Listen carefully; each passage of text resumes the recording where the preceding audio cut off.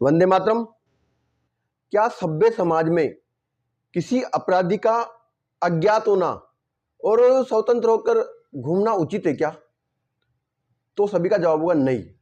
आज एक बहुत ही हृदय स्पर्शी आग्रह लेकर इस वीडियो में मैं आया हूं। तो आप सभी से आग्रह है, अगले कुछ मिनट इस आग्रह को बहुत ध्यानपूर्वक और अपने पूरे मन से, पूरे हृदय से इस अपील को, इस आग्रह को सुनेंगे तो निश्चित रूप से आप सभी भी इसका समर्थन आवश्यक रूप से करेंगे। मित्रों, 15 दिन से अधिक हो जाने के बाद भी खानपुर क्षेत्र में एक युवा की हत्या होती है, लेकिन उसके अपराधी अज्ञात है, स्वतंत्र रूप से निर्भीक होकर घूम रहे हैं। ये प्रशासन की लापरवाही कहे या फेलियर कहे, लेकिन पूर्ण रूप से गलत है। एक युवा को न्याय दिलवाने के लिए कुछ युवाओं ने संकल्प लिया कि हम इस युवा को जब तक न्याय नहीं मिलेगा, हम अलग अलग प्रकार से प्रशासन के समक्ष अपनी आवाज उठाते रहेंगे। इसी क्रम में कल 22 तारीख को खानपुर में समस्त युवाओं ने, किसी एक समाज के नहीं अपितु समस्त युवा शक्ति खानपुर के युवाओं ने एक आह्वान, एक आग्रह किया है कि हम खानपुर बंद करके और एक विशाल न्याय आंदोलन खानपुर की इस धरती पर आयोजित करने वाले हैं। खानपुर के इतिहास में एक ये स्वर्णिम अक्षरों में लिखा जाने वाला अवसर होगा, जिसमें एक युवा को न्याय दिलवाने के लिए केवल एक अकेला समाज नहीं अपितु समस्त युवा शक्ति, धाकड़ समाज का युवा है, उसमें समस्त धाकड़ समाज तो साथ है, लेकिन खानपुर क्षेत्र का सर्व समाज और सर्व समाज की युवा शक्ति इस न्याय आंदोलन को आयोजित करने में अपना अग्रणी कदम और महत्वपूर्ण भूमिका निभा रहे हैं। कुछ दो विषय रखकर मैं पूरे जो खानपुर के व्यापारी है उनसे एक आग्रह करना चाहता हूं। एक घटनाक्रम में मैं बाजार में कुछ दुकानों पर बैठा, तो वहां पर कुछ व्यापारियों के मध्य में चर्चा चल रही थी कि यार इस बार बारिश अच्छी नहीं हुई, और जब कुछ दिनों बाद तेज बारिश हुई तो तेज बारिश से भी व्यापारी चिंतित हो रहे थे। तो मैंने उनसे प्रश्न किया कि आप तो कृषि से जुड़े हुए नहीं हो, लेकिन कुछ दिन पूर्व जब बारिश नहीं हो रही थी तब भी आप चिंतित थे, और आज तीव्र बारिश हो रही है जिससे फसलों को नुकसान होने का अंदेशा है, उससे भी आप चिंतित हो रहे हो।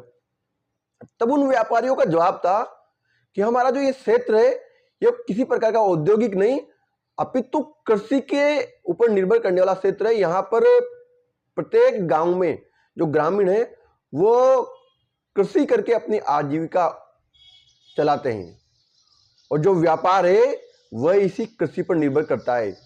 अगर एक किसान की फसल का सही उत्पादन नहीं होगा, उसकी फसल नष्ट हो जाएगी, तो हमारा व्यापार ठप हो जाएगा, कम हो जाएगा, और हमारे व्यापार में बहुत बड़ा नुकसान होगा।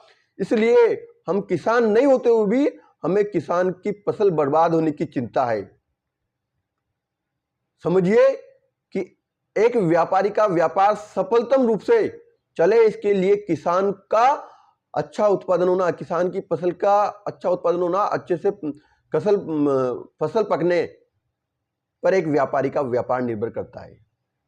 ये एक घटनाक्रम में। ऐसे एक अन्य घटनाक्रम में मैं एक विद्यालय में बैठा हुआ था, तो ये 2 साल पूर्व की घटनाक्रम है। उस समय पर किसान अपनी फसल बो चुके थे, और फसल बोने के बाद में 15 से 20 दिन तक बारिश बिल्कुल नहीं हुई, तेज धूप निकली। ऐसा वातावरण, ऐसी स्थिति बन चुकी थी कि अगले 2-4 दिन अगर बारिश नहीं होती है तो किसानों की पूरी फसल बर्बाद हो जाएगी।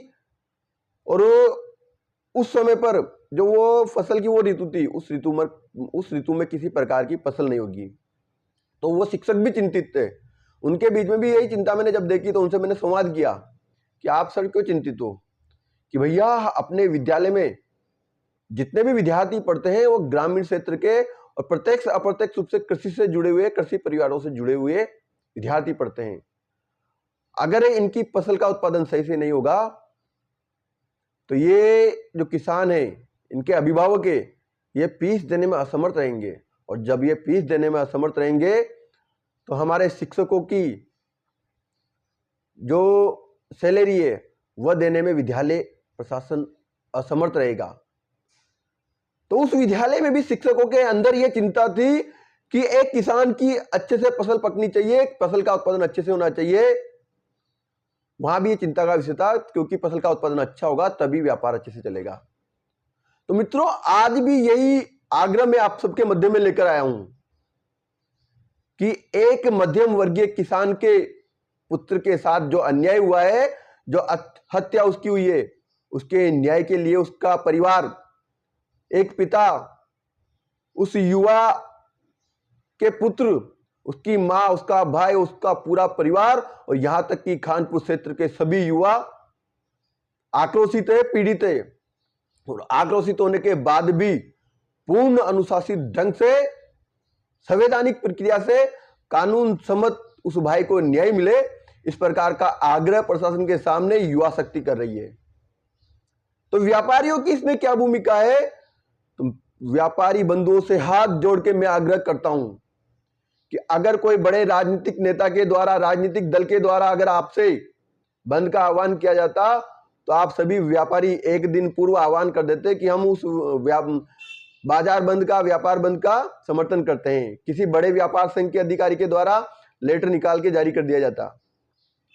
या किसान वर्ग में भी अगर कोई बड़ा जमींदार 100-200 बीघा जमीन रखने वाला, क्षेत्र में रसूख रखने वाला व्यक्ति होता और उसके परिवार से जुड़ा विषय होता, तो वहां पर भी एक वातावरण खड़ा कर दिया जाता और उसका भी समर्थन सभी लोग करते। लेकिन मैंने ये जो दो घटनाक्रम आप सभी के बीच में संवाद अलग अलग समय पर मैंने स्वयं ने प्रत्यक्ष रूप से सुने हैं, और जिन लोगों ने संवाद किया होगा उन सबको ये घटनाक्रम याद भी आ गया होगा कि किस समय पर हम बैठे हुए थे और ये संवाद हुआ था। तो जब आपने ही संवाद के माध्यम से बताया कि अगर एक किसान की फसल प्रभावित होगी तो आपका व्यापार भी प्रभावित होगा, तो आज एक किसान के बेटे को न्याय चाहिए, उस न्याय में आपकी क्या भूमिका होने वाली है? तो इस न्याय की भूमिका में आप सभी से मैं बहुत करुणामयी मन से आग्रह करता हूं। मेरा हृदय दुखी है, व्यथित है, पीड़ित है कि हमारे एक युवा भाई की हत्या हुई है।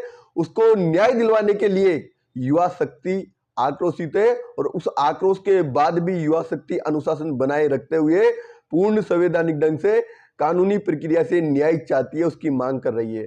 तो कल जो ये खानपुर बंद का आह्वान युवा शक्ति ने किया है, इस खानपुर बंद में समस्त व्यापारी बंधुओं का पूर्ण समर्थन मिलेगा, ऐसा मैं आग्रह करता हूं और ऐसी उम्मीद और अपेक्षा करता हूं।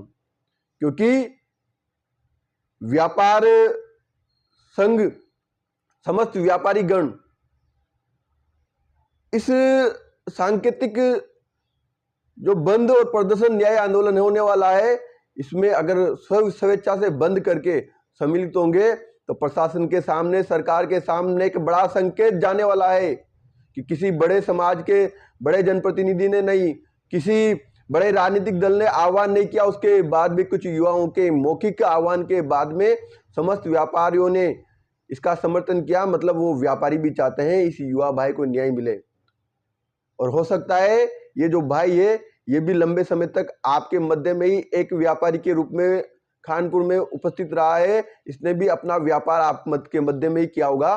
तो मुझे उम्मीद है कि खानपुर के सभी व्यापारी प्रत्यक्ष अप्रत्यक्ष रूप से किसी न किसी प्रकार से इस भाई से परिचित भी होंगे। तो आपकी ये जिम्मेवारी भी बनती है कि किसान पुत्र होने के साथ साथ ये भी एक व्यापारी था, और उस व्यापारी होने के नाते आप सभी व्यापारियों की जिम्मेवारी बनती है कि आपके ही मध्य के भाई को न्याय मिले। इसके लिए आपका समर्थन, आपका अमूल्य सहयोग चाहिए।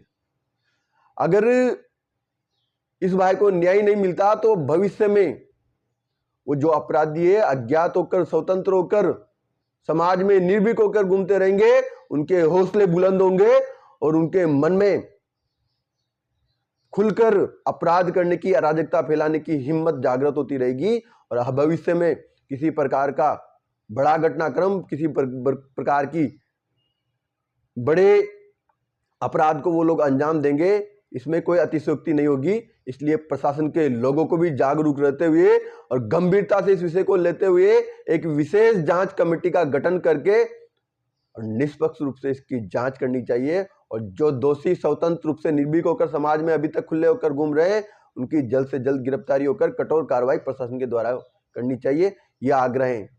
समस्त युवा शक्ति से आग्रह करता हूं, इस विषय को खानपुर के प्रत्येक किसान को, प्रत्येक व्यापारी तक भेजिए, ताकि वो इस हमारे आग्रह को स्वीकार करते हुए हमारे कल के उस न्याय आंदोलन में अपना पूर्ण सहयोग करते हुए उस न्याय आंदोलन को सफल बनाए और सरकार तक अपनी आवाज पहुंचाए कि खानपुर का एक एक व्यापारी, एक एक किसान परिवार उस भाई को न्याय दिलाने के लिए अपनी आवाज बुलंद कर रहा है।